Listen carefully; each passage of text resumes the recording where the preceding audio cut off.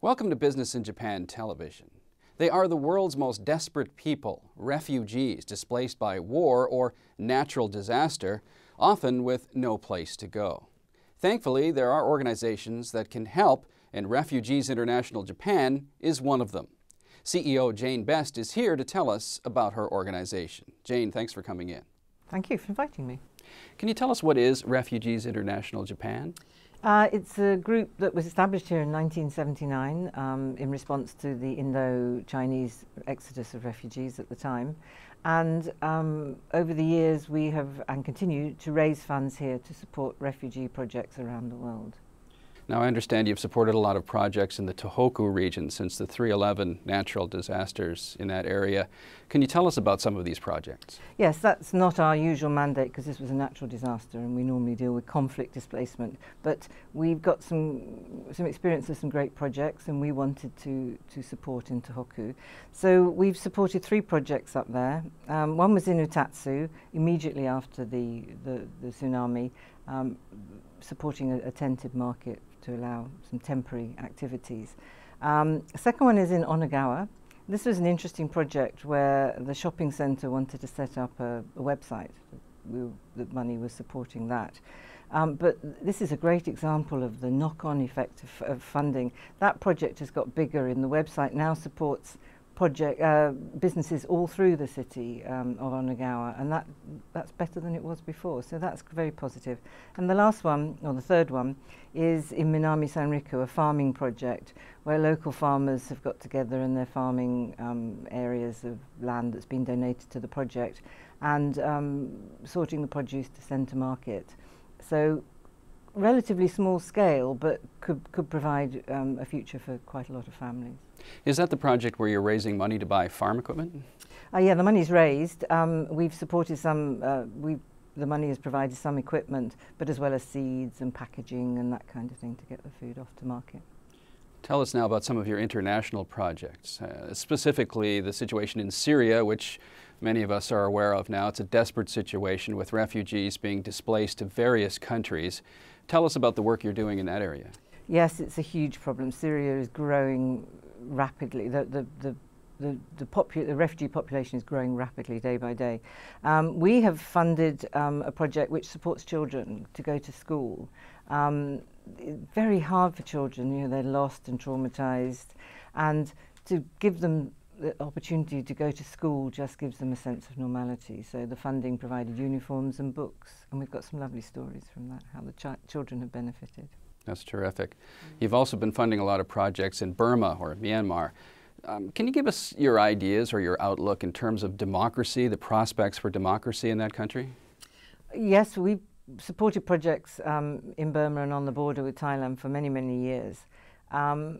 We don't get involved in the political sides of this. It's too big a business and it's not our work. But what we do hope that democracy comes very quickly. But what we're seeing is that the projects that we're funding, the groups are looking more at the preparing for the return home and the legal training, land rights, peaceful negotiation and that kind of thing, which is so important for when they get there to build sound, strong communities. So let's hope it's not too far away. And another recent crisis that we've read about is in the African country of Mali. Thousands of people have been displaced to the southern part of that nation. How desperate is it there? It is. It's very difficult there. And because it's internal displacement, what we call IDPs, it's quite difficult for the NGOs to get in there, and the NGOs are being chased themselves in some instances. So not a huge amount of aid is getting in there at the moment, and we hope that it'll settle a bit and that aid can get, because the camps have been displaced too. It's a very, very difficult situation in Mali. How do you choose projects for funding? We have a set of criteria, a strict set of criteria that we will judge things against. Its number of beneficiaries, the amount of sustainability involved, the future prospects, the involvement of the people themselves, so that they own it, that they carry it forward, those kind of guidelines. Then we receive applications from different groups. Very occasionally we might go and search for one if we've got some specific funding, and we'll assess the applications and if it's a new group, we have to get references and we have to find out if they're genuine and they are going to report properly and they're going to carry out what they say. Sadly, 1 or 2 applications might not get accepted if we can't get the references, but we have a duty to our supporters here as well as to ourselves and the groups to make sure the money is used properly. Now, if some people, private citizens or businesses, are donating to your organization, how can they be sure that the money that they donate goes to people that really need it? Our accounts are published, and we publish details of all the projects that we've funded. I go and visit the projects a couple of times a year, not all of them because every year, but I certainly get out to visit them as often as possible, and I can say that the money is going where I've seen it. We bring back photographs, but you can read all about the projects online. How can people or businesses support your organization?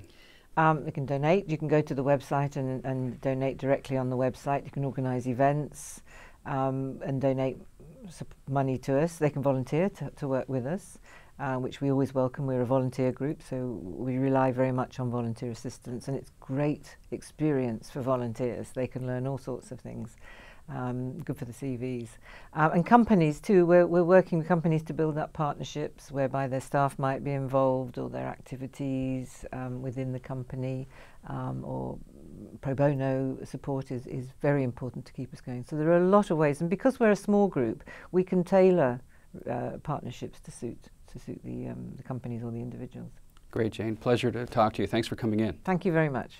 That's Jane Best, CEO of Refugees International Japan. You're watching Business in Japan Television.